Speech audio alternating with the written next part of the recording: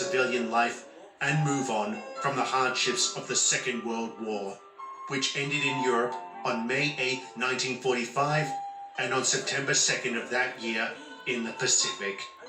The world was profoundly altered by that terrible conflict. Great changes had been made, and others were yet to come. But those are stories for another day.